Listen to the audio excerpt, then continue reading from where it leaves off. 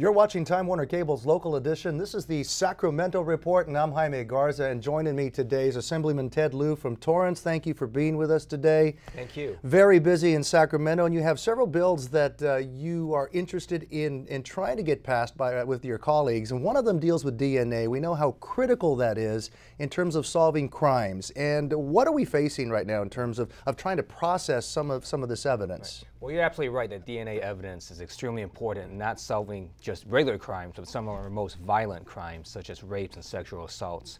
What we've discovered is in multiple agencies across California, there's a huge backlog of untested DNA rape kits. Tens of thousands of these kits are not tested. Where we have the evidence, if they were tested, we can catch the perpetrator.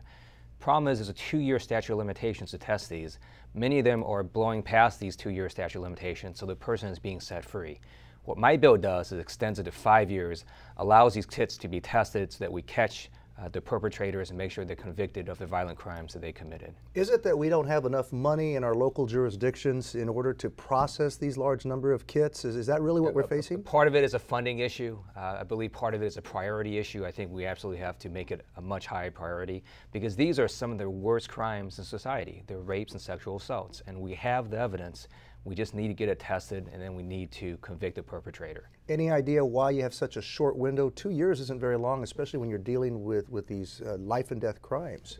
Absolutely. It's not clear to me why it's such a short window of 2 years. That's why I believe the bill makes perfect sense to expand it to at least 5 years to make sure that we catch all the people that committed these horrible crimes. And do you think you're going to get the support you need for something like this? I mean, it sounds critical to public safety. Yes, it's already passed the full state assembly, and now it's on the Senate side. And I look forward to the Senate hearing the bill and hopefully getting it to the governor for signature. And there's another bill I think that a lot of people at home probably would be behind you on that, and that's banned products in terms of foods that have expiration dates and they're still on the shelf. You buy them, you take them home, and you say, wait a minute, what's going on here? That's correct.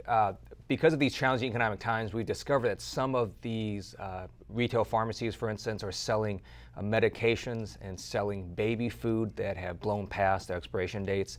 What this bill does is it bans the sale of baby formula, baby food, and over-the-counter medication that have past expiration date. And if the store sells a past expiration date, then they're liable for a $10 per product fine. What's in place right now, if anything? I know I've heard that a lot of the grocery stores, if they sell an expired product, they could face fines, and some lawmakers are saying it's not tough enough.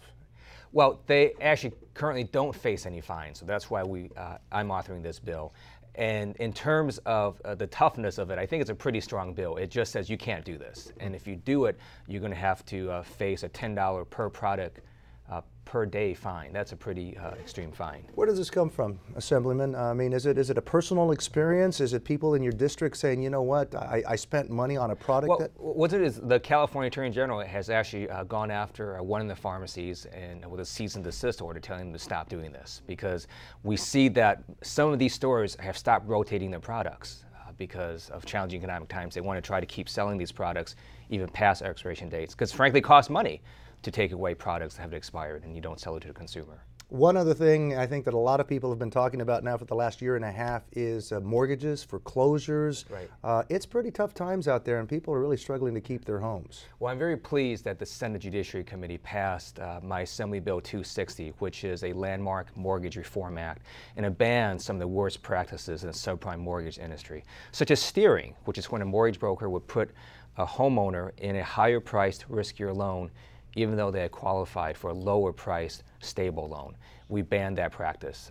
It's because some of these brokers got higher commission for doing that, and to me that's wrong. And so we've got some stiffer penalties you're looking at for this?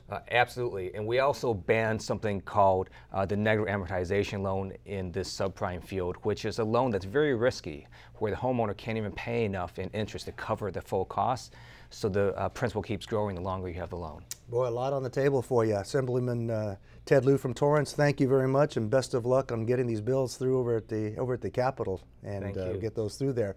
That does it for us. I'm Jaime Garza with this Time Warner Cable Local Edition, the Sacramento Report. Have a good day, everybody.